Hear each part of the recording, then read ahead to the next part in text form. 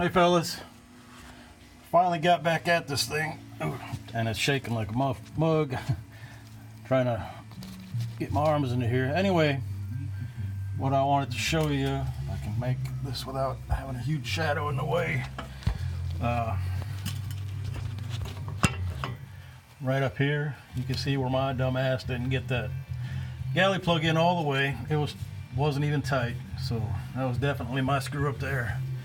But I figured since I got it all apart, I'm gonna put a new rear main seal. And what I found, a good way to get these out that I found is to drill a couple of holes and then use a Harbor Freight dent puller.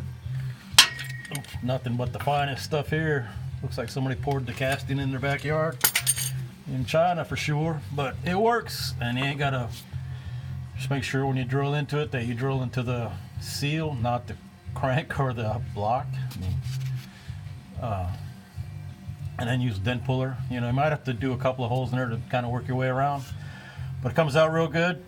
And as you can see, if you can see that little lip right there, I got a seal saver on there. Those things work pretty good. I've been using them in the last couple things I threw together,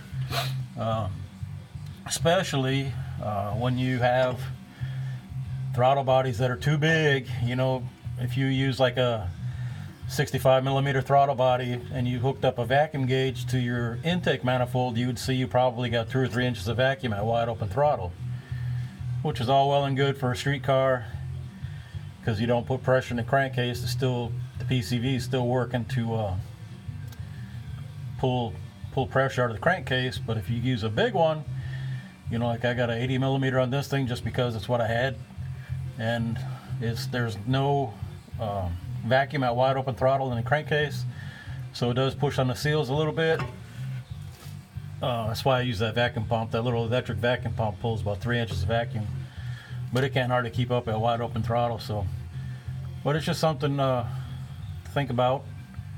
And like I said, those seals work pretty good.